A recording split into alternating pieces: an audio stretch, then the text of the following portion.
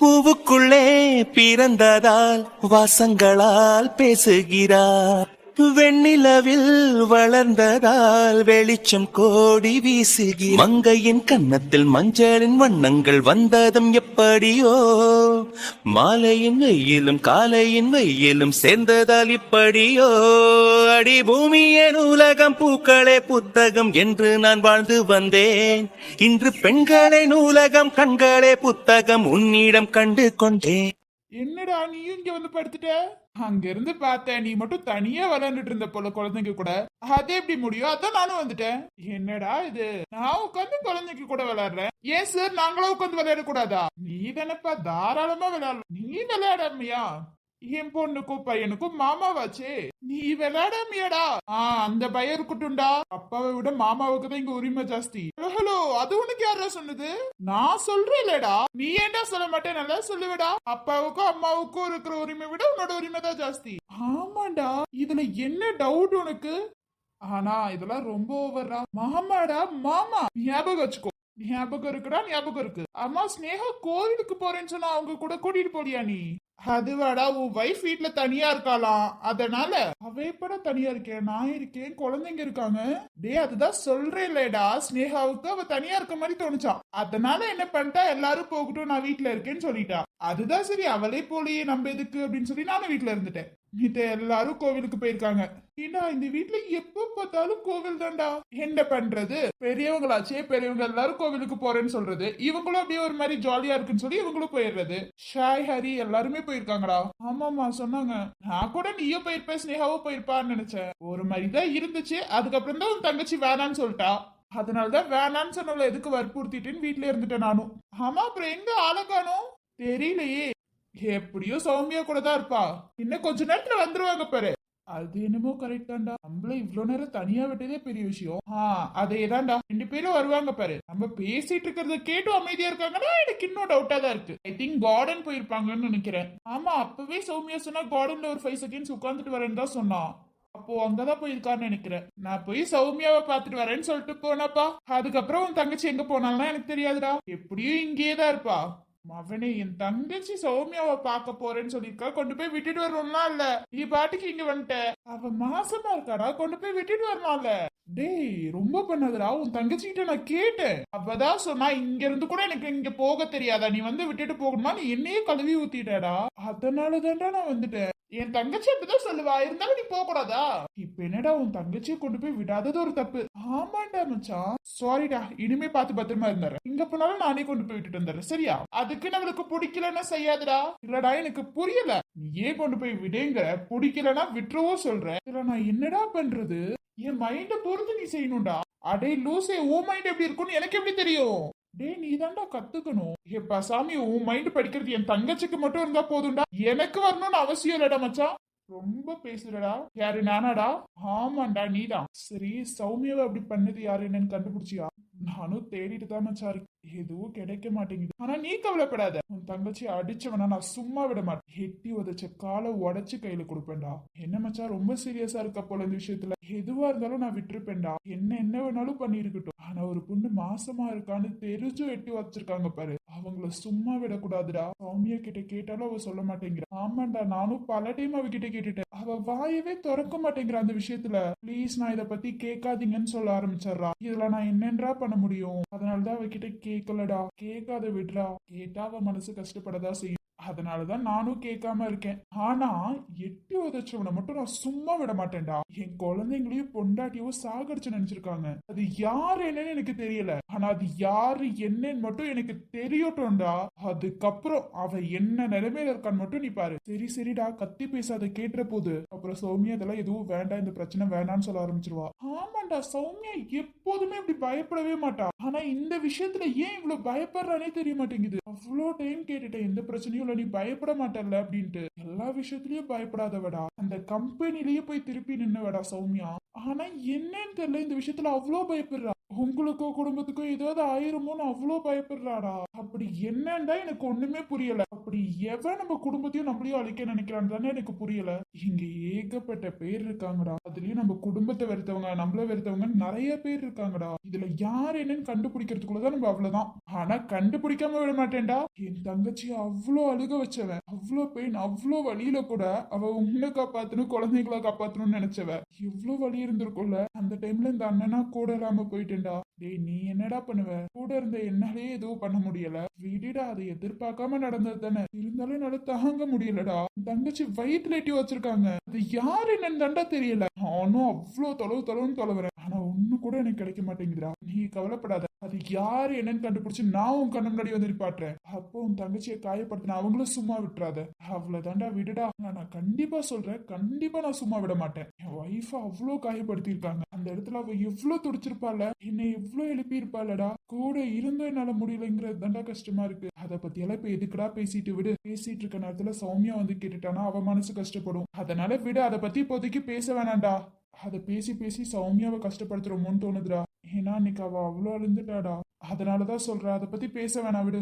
பாத்துக்கலாம் எதுவா இருந்தாலும். அவ ரொம்ப ஃபீல் பண்றடா. இத பத்தி எல்லாம் நம்ம அவ முன்னாடி பேச வேணாம். அவ முன்னாடின்னு இல்ல, இந்த வீட்டுக்குள்ளேயே நம்ம பேச வேணாம். எங்கேயாவது நின்று கேட்டுட்டானா அவ்வளவுதான்டா. அதுவும் கரெக்டு தான், விட்றா.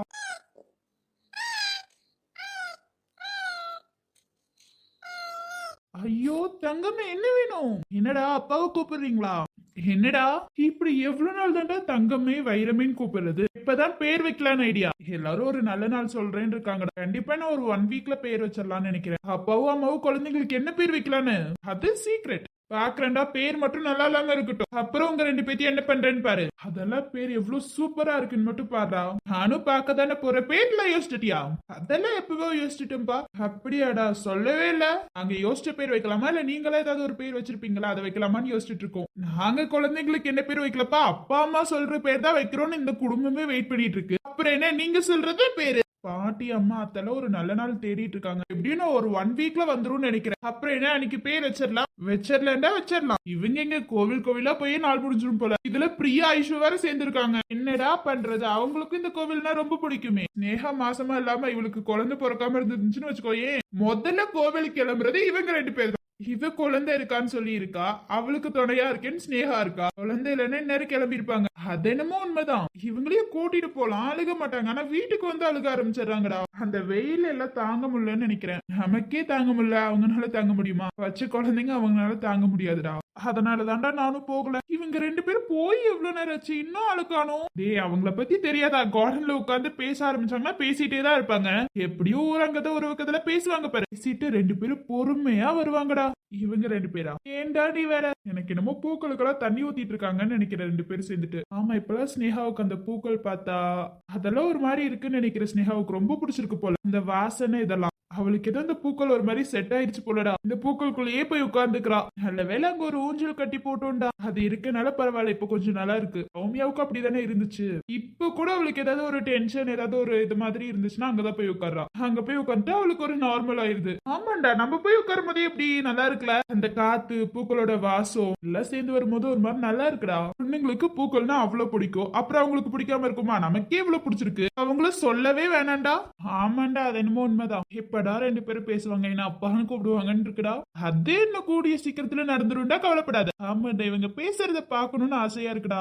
ரொம்ப ரொம்ப ஆசையா இருக்கு பேசி நடக்கணும்னு. அப்பாவாச்சே ஆசை இல்லாம இருக்குமா? என் பொண்ணு நடக்கணும், என் பையனும் நடக்கணும். 2 பேரும் ஆசையே என்ன அப்பான்னு கூப்பிடணும்.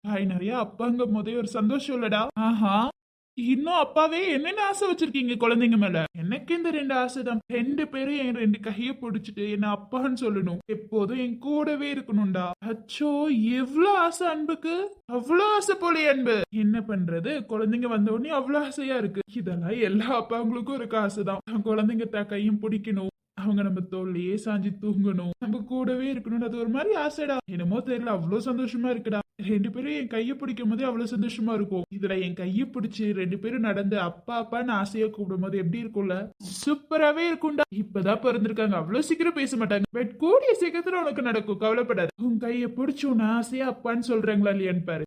என் அன்புக்கு இவ்வளவு ஆசை இருக்கும் நான் நினைச்சு கூட பாக்கலையே. நான் ரொம்ப ஆசைப்படல, அப்பாவா இருந்து சார் அவ்வளவு ஆசைப்படுறாரு. ஆமாண்டா, என்னமோ தெரியல, இவங்க வந்ததுல இருந்து எனக்கு ஒரே சந்தோஷம் தான். அப்பாவை பார்த்தாலே தெரியுதுப்பா, மூஞ்சில 1000 வாட்ஸ் பல்பே எரியுது இவங்க 2 பேரும் வந்ததுல இருந்து. அவங்க வந்ததுல இருந்து அவங்க கூடவே இருக்கிறது, தூக்கி வச்சுட்டே சுத்துறது. அப்பாவா இருந்தா உங்களுக்கு என்னென்ன செய்யணுமோ இப்பயில இருந்து செஞ்சுட்டு இருக்கடா நீ.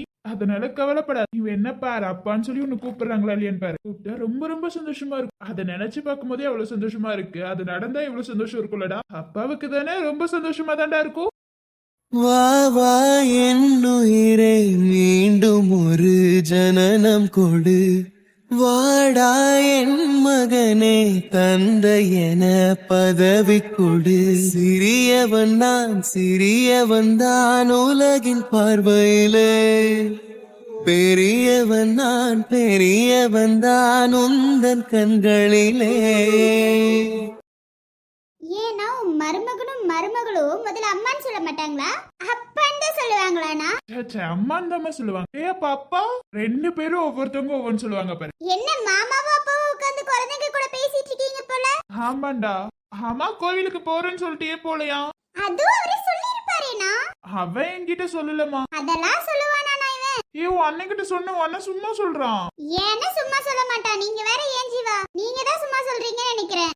சத்தியமா சொல்றேன், நான் சொன்னேன் அவன்கிட்ட. என்னடா சொன்ன? அவ போவா போகாம இருப்பா, அது அவ இஷ்டம்னு சொன்னியே. அண்ணா இப்படியா சொன்னா ஜீவா?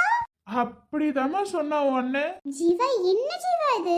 பாத்தியம்மா சௌமியா, 2 பேரும் என்ன வச்சு செய்யணும்னு செய்யறாங்க. அதுலயும் உன் புருஷன். அவனுக்கு கொஞ்சம் கொழுப்பு ஏறிடுச்சுனா, வேற ஒண்ணும் இல்ல. ஆனா சௌமியா வீட்ல இருக்கான்னு சொன்னால, அதான் நானும் வீட்ல இருந்துட்டேன். தனியா இருப்பாளேண்ணா. ஓ, நான் குழந்தைங்களும் உன் கண்ணுக்கு தெரியலையாமா? அண்ணா நீயும் என்ன அப்படி சொல்ற? அவ அப்புறம் தனியா அந்த கார்டன்ல உட்கார்ந்துட்டு இருந்தால, அதான் நம்மள அப்படியே வீட்ல இருந்தறலான்னு. நல்லா யோசிச்சிருக்கமா? இப்படி இங்கே பாய போட்டு படுத்துருவீங்க போலயே 4 பேரும். ஆமா, குழந்தைங்க படுத்திருக்காங்க, நாங்களும் அப்படியே படுத்துருவோம். பார்த்தாலே தெரியுதுனா. சரி, என்னம்மா கையில ரோஸ் அன்பு கொடுத்தானா? ஆமாம்மா, அவர் அப்படியே கொடுத்துட்டாலோ. இதுதான் என் அண்ணனையும் உனக்கு கொடுத்துருக்கேன் அன்பா. டைலாக் நல்லா இல்ல. அடி வாங்க போறடி. சும்மா விளையாண்ட அவ்வளவுதான். அது ஒண்ணும் இல்ல. இந்த ரோஸ் மட்டும் அங்க சூப்பரா இருந்துச்சா, எப்படியும் அன்பு பறிச்சு கொடுக்க மாட்டா, நம்ம உனக்கு கொடுத்துக்கலான்னு வந்தேனா. அப்படியா சௌமியா?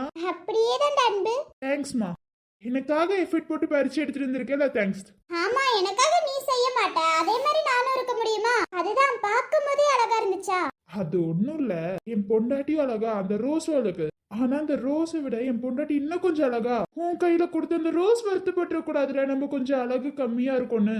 ரோஸும் ஃபீல் பண்ணும்லம்மா. உன் கையில வந்துட்டா பொண்டாட்டி வேற அவ்வளவு அழகு. அதுதான் எதுக்கு இந்த ரோஸ் எல்லாம் பிரிச்சுட்டு அது செடியிலே இருக்கட்டும், அது வருத்தப்படக்கூடாதுல, அதுக்காக தான்.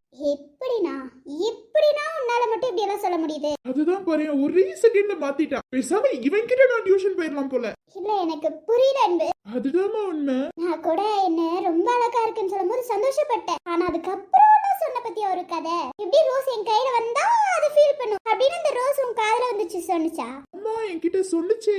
சொன்னிச்சா அன்பு? Okay okay. எப்படிதானோ ஒரு செகண்ட்ல உன்னால யோசிக்க முடியுதுன்னு தெரியலடா. அதுதான் உண்மை. இதுல என்ன யோசிக்க வேண்டியது இருக்கு? பாரு, உன் கையில கொடுக்கும் போது அந்த ரோஸ்மே எனக்கு கியூட் ஆயிருச்சு. எவ்வளவு சூப்பரா இருக்குல்ல? வந்ததுல இருந்து நீ என்ன பார்க்கவே இல்லையே. அட நீ வேறமா, அதுதான் ஆப்போசிட்ல கண்ணாடி இருக்கே, அதுலயே தெரியுது. அப்ப அன்பு என் ஃபேஸ பத்தி நீ சொல்ல மாட்ட? உன் ஃபேஸ் தாமா பாத்துட்டு இருக்கேன், அந்த கண்ணாடியை பாரு. ஏப்பா சாமி போதும்டா, கைவ செஞ்சு நிப்பாட்டிரு, நான் செம்ம டென்ஷன் ஆயிருவேன். சரி சரி, ரொம்ப உருட்டிட்டேன் போல. அப்ப உருட்டடா அதெல்லாம். உன்னை சிரிக்க வைக்கிறதுக்காக சொன்னேமா, விடு. ஆனா தங்கச்சி, இந்த சாரிக்கும் இந்த ரோஸ்க்கும் சூப்பரா இருக்கு. உன் கையில வந்த உடனே சூப்பரா இருக்குமா. தேங்க்யூ சோ மச்னா. ஆமாண்டி, சாரி ரொம்ப சூப்பரா இருக்கு. கவலையே படாத, உனக்கு எல்லாத்துக்கும் இந்த சாரி வாங்குனேன். நான் இப்பதான் போய் செலக்ட் பண்ணோம். சாரி எப்படி இருக்கு? சூப்பரா இருக்கு. ஆஹா, எல்லாத்துக்கும் பிடிச்சிருக்கு போலயே. ஆமாண்டி, நல்லா இருக்கு. சரி ஸ்னேகா, நீ கொஞ்ச நேரம் உட்காரு. நின்னுட்டே இருக்க. அங்க வந்து அவ்வளவு நேரம் நின்னுட்டே இருந்தா, இங்கேயுமா? ஏண்டா கொஞ்ச நேரம் உட்கார்றா. உட்காருண்ணா. நீ உட்காரு, நான் போய் உனக்கு ஏதாவது ஜூஸ் எடுத்துட்டு வரேன். ஜூஸா? இப்ப வேணாம், ஜீவா இப்பதான் குடிக்க வச்சான். இன்னும் கொஞ்ச நேரம் ஆகட்டும், ஒரு 1/2 hour ஆகட்டும். எப்ப குடிச்சது? இப்ப வயிறு ரொம்ப இருக்கு, தயவு செஞ்சு வேணாமா. நீ போய் உனக்கு வேணா ஜூஸ் குடிப்போ, எனக்கு இப்போதைக்கு வேணாம் போ. அதுதானே, ஜூஸ் எல்லாம் குடிச்சிடாத. முடியலடி, இப்பதாண்டி குடிச்சேன். அதுக்குள்ள ஜூஸ் கேட்டா நான் எப்படி குடிப்பேன்? சரி நீ உட்காரு. அன்பு, குழந்தைங்களை பாத்துக்கோ, நான் சமைச்சிட்டு வந்துடுறேன். ஏண்டா அம்மாவும் அத்தையும் சமைச்சு வச்சுட்டு போலியா? இல்லனா அவங்க சமைச்சு வைக்கிறேன்னு தான் சொன்னாங்க. சரி கோவிலுக்கு போற டைம் ஆயிடுச்சுனாங்க. அவங்க போயிட்டு வரட்டு, அதுக்குள்ள நம்ம சமைச்சு வச்சிடலாம்னா. சரி இரு, ஹெல்ப்புக்கு நான் வரேன். அதெல்லாம் வேற, நீ உட்காரு, நான் பாத்துக்கிறேன். சரி நான் போறேம்மா, நீ உட்காரு ஸ்னேகா, நான் பாத்துக்கிறேன். நானும் அவ்வளவு சமைச்சிட்டு வந்துடுறோம். ஏய், நீ ஏன் குழந்தைங்களை பாத்துட்டு இருக்க? நீ எங்க போற? யாராவது ஒருத்தர் உங்க கூட இருக்கணும்ல. நீயும் ஸ்னேகா குழந்தைங்களா இங்கேயே உட்காந்துட்டுருங்க. இன்னைக்கு அண்ணன் தங்கச்சியோட சமையல் எப்படி இருக்குன்னு மட்டும் பாருங்க. என்னமா போலாமா? ஆனா நானே பண்ணிட்டு வந்துடுறேன். இதுக்குன்னா நீ வேற. என் தங்கச்சிக்கு ஹெல்ப் செய்ய நான் வருவேன். வரட்டுமா வர வேணுமா? இந்த அண்ணன் சொன்னா கேட்க மாட்டேன். இன்னைக்கு அண்ணனோடதும் தங்கச்சியோட சமையல் தான். எல்லாரும் சாப்பிட்டு எப்படி இருக்குன்னு சொல்லிட்டோம். சொன்னா கேட்க வேணா போறவா? சரி ஸ்னேகா, நீ இங்கேயே உட்காந்துட்டு. அன்பு நீ பாத்துக்கோ. ஸ்னேகாக்கு தண்ணி ஏது வேணும்னா வந்து எடுத்து கொடுத்துட்டு போடா. அவளை எழுப்பிட்டு எடுக்க சொல்லாத. அதெல்லாம் நான் பாத்துக்கிறேன். என் தங்கச்சியை நான் பாத்துக்க மாட்டேனா சௌமியா? நீ போ, நான் பாத்துக்கிறேன். வாமா நம்ம போலாம். சரிண்ணா. சின்ன தேவதை அவள் தானே எங்கள் புன்னகை நாள்தோறும்